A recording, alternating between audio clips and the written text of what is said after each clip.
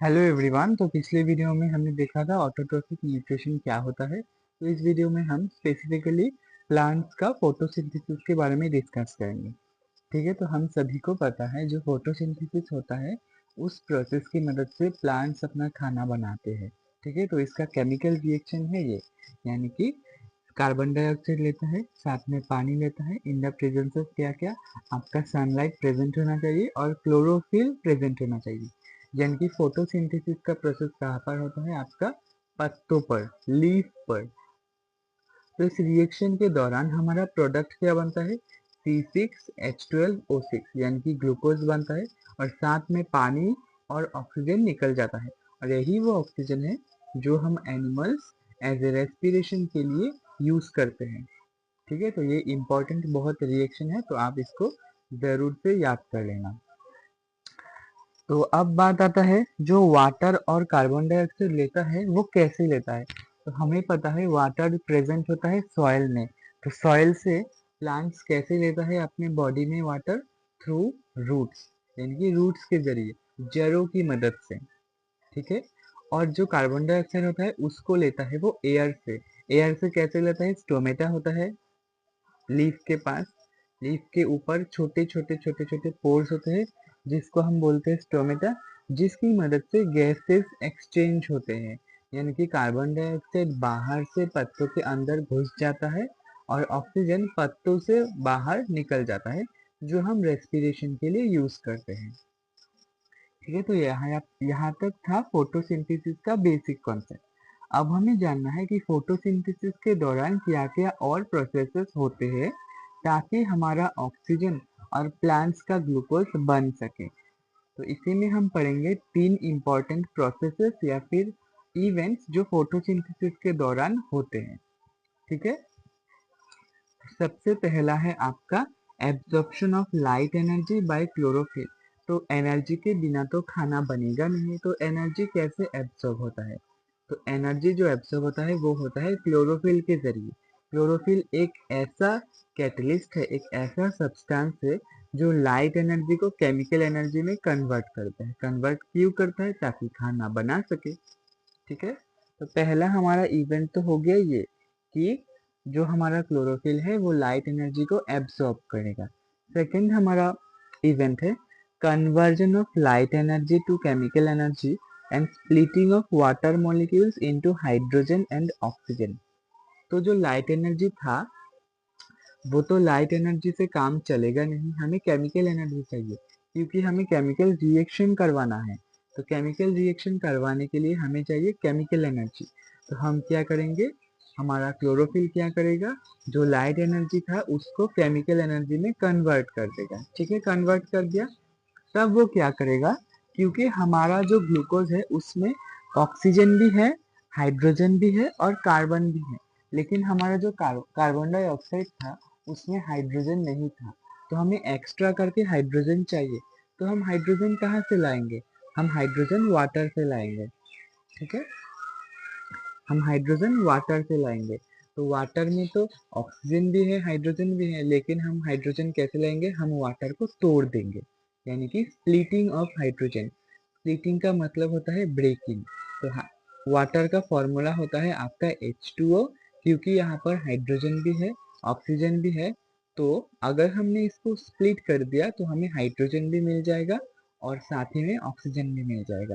तो वो जो ऑक्सीजन है वो तो गैस बनकर निकल जाएगा, लेकिन जो हाइड्रोजन है वो कार्बन डाइऑक्साइड के साथ मिलकर हमारा ग्लूकोज बनाएगा, जो कि हमारा खाना है प्लांट्स के लिए। और थर्ड जो हमारा इवेंट है वो है reduction of carbon dioxide to carbohydrate. Reduction यानी कि एडिशन ऑफ हाइड्रोजन। ठीक है, ये आपने चैप्टर 1 में पढ़ा होगा, ऑक्सीडेशन और रिडक्शन क्या होता है। ऑक्सीडेशन वो प्रोसेस होता है जहाँ पर ऑक्सीजन ऐड होता है और हाइड्रोजन रिमूव होता है, और रिडक्शन वो प्रोसेस होता है जहाँ पर हाइड्रोजन ऐड होता है और ऑक्सीजन रिमूव होता है। तो CO2 यहाँ पर क्या होगा, आपका कार्बन डाइऑक्साइड, कार्बन आपका वो बनाएगा, ग्लूकोज बनाएगा और ऑक्सीजन निकल जाएगा।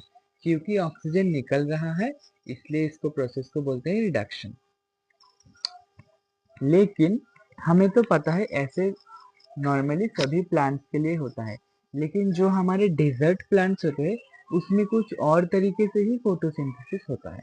तो इस लाइन को पढ़ लेते हैं, ये डेजर्ट प्लांट्स के लिए है। Desert plants take up carbon dioxide at night and prepare an intermediate which is acted upon by the energy absorbed by the chlorophyll during the day। यानी कि नॉर्मली हमारा क्या होता है, जो प्लांट्स होते हैं वो कार्बन डाइऑक्साइड दिन में लेते हैं और ऑक्सीजन छोड़ देते हैं, लेकिन जो डेजर्ट प्लांट्स होते हैं वो रात में कार्बन डाइऑक्साइड लेते हैं और ऑक्सीजन छोड़ते हैं और एक इंटरमीडिएट बनाते हैं जिसको हम बोलते हैं मैलिक एसिड। ये मैलिक एसिड रात में बनाता है और दिन में इसको एज ए स्टोर्ड एनर्जी की तरह यूज करता है, क्योंकि वहां पर वाटर बहुत ही कम होता है। ठीक है, यहाँ तक क्लियर है? आई थिंक आपको क्लियर है। तो ये इसको जो हम क्लोरोफिल यूज करते हैं ये कहाँ पर मिलता है? ये मिलता है आपका क्लोरोप्लास्ट में। ठीक है, क्लोरोप्लास्ट में क्लोरोफिल मिलता है, क्योंकि क्लोरोप्लास्ट ग्रीन कलर का होता है, इसीलिए आपका क्लोरोफिल भी ग्रीन कलर का शो करता है। अब हम देखते हैं ये जो क्लोरोप्लास्ट हमें मिलता है इसको कंट्रोल कौन करता है कि कब मिलना चाहिए, कब फोटोसिंथेसिस होगा या नहीं। तो इसको हम कंट्रोल करने के लिए हमें जानना पड़ेगा स्टोमेटा के बारे में कि स्टोमेटा क्या है और वो कैसे परफॉर्म करता है। तो स्टोमेटा क्या होता है? Tiny pores present on the surface of the leaves, यानी कि पत्ते के सरफेस के ऊपर छोटे छोटे पोर्स या फिर होल्स। ठीक है, तो जो हमारा गैसेस का एक्सचेंज होता है वो भी आपका होता है स्टोमेटा के थ्रू। फोटोसिंथेसिस के लिए जो गैसेस का एक्सचेंज होता है वो भी आपका स्टोमेटा के थ्रू ही होता है। Exchange of gases occurs across the surface of stems, roots and leaves as well. लेकिन सिर्फ यही नहीं कि पत्तों के ही मदद से एक्सचेंज ऑफ गैसेस होता है, जहां जहां पर पोर्स होगा वहां वहां पर एक्सचेंज ऑफ गैसेस हो सकता है। जैसे कि आपका स्टेम्स हो गया, यानी कि जो डाली हो गया, रूट्स हो गया, पेड़ का जड़, और लीव्स यानी कि पत्तियां। ठीक है, और कब गैसेस का एक्सचेंज होगा ये कौन कंट्रोल करता है? ये हमारा कंट्रोल करता है गार्ड सेल्स। तो गार्ड सेल्स क्या करता है? The opening and closing of the flows into them causing is a function of the guard cell.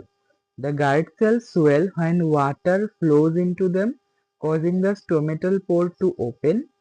Similarly, the pore closes if the guard cells shrink. तो जब हमारा guard cell बहुत ही फूल जाता है, कब फूल जाता है? जब इसके अंदर पानी भर जाता है। जब ज्यादा पानी कब भरेगा? जब फोटोसिंथेसिस के लिए पानी जड़ों की मदद से पत्तियों में आएगा, तब पानी भर जाएगा। पानी भरने की वजह से क्या होगा? ये गार्ड सेल फूल जाएगा। फूल जाने के लिए जो स्टोमेटल पोर है वो ओपन हो जाएगा, यानी कि खुल जाए। लेकिन जब फोटोसिंथेसिस नहीं करना होता है तब क्या होगा? वो पानी सेल के अंदर से बाहर निकल जाएगा। तो बाहर निकल जाने से क्या होगा? सेल श्रिंक हो जाएगा, यानी कि ऐसे मुड़ जाएगा, छोटा हो जाएगा। तो छोटा होने से स्टोमेटल पोर बंद हो जाएगा, तो फोटोसिंथेसिस नहीं होगा। यही से क्वेश्चन आता है आपका, वो गार्ड सेल का फंक्शन क्या है? तो guard cell opening and closing of the stomata को कंट्रोल करता है। ठीक है, तो हमें फोटोसिंथेसिस के बारे में लगभग कुछ चीजें आ गया है, जैसे कि फोटोसिंथेसिस का प्रोसेस होता क्या है, उसके दौरान क्या क्या इवेंट्स होते हैं, वो कैसे स्टोमेटा रिस्पॉन्सिबल है फोटोसिंथेसिस के गैसेस को एक्सचेंज करने के लिए। अब हम देखेंगे फोटोसिंथेसिस के लिए जो हमें न्यूट्रिएंट्स चाहिए, जैसे कि आपका कार्बन डाइऑक्साइड हो गया, वाटर हो गया, मिनरल्स हो गया, वो कहाँ से प्लांट लेता है और कैसे लेता है। तो हमें पता है जो फोटोसिंथेसिस के लिए वाटर यूज होता है वो प्लांट्स कैसे लेता है? By the roots. ठीक है, लेकिन जो अदर मटेरियल्स होता है जैसे कि आपका नाइट्रोजन हो गया, फॉस्फोरस हो गया, आयरन हो गया, मैग्नीशियम हो गया, वो भी प्लांट्स रूट की मदद से ही मिट्टी से लेता है। नाइट्रोजन प्लांट्स के लिए बहुत ही एक इम्पॉर्टेंट एलिमेंट है, क्योंकि इसके अंदर प्रोटीन्स और अदर कंपाउंड सिंथेसिस करने के लिए पावर होता है। ठीक है, नेक्स्ट पेज को कंटिन्यू करते हैं।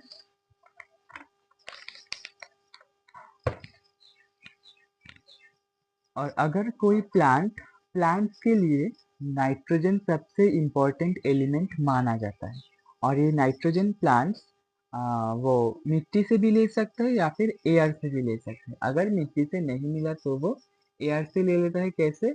इनऑर्गेनिक नाइट्रेट्स या फिर वो एटमॉस्फेरिक नाइट्रोजन को कन्वर्ट कर लेता है नाइट्रेट्स में। ठीक है, एटमॉस्फेरिक नाइट्रोजन को कन्वर्ट करने वाला एक बैक्टीरिया का नाम है आपका राइजोबियम, जो लिगुमिनस प्लांट्स के रूट्स में प्रेजेंट होता है और वो एटमॉस्फेरिक नाइट्रोजन को एसेंशियल नाइट्रोजन की नाइट्राइट्स या फिर नाइट्रेट्स में कन्वर्ट करने के लिए रेस्पॉन्सिबल होता है। तो आपको ये पहले से ही पता होना चाहिए क्योंकि ये क्लास 7th और 8th में पढ़ाया जाता है।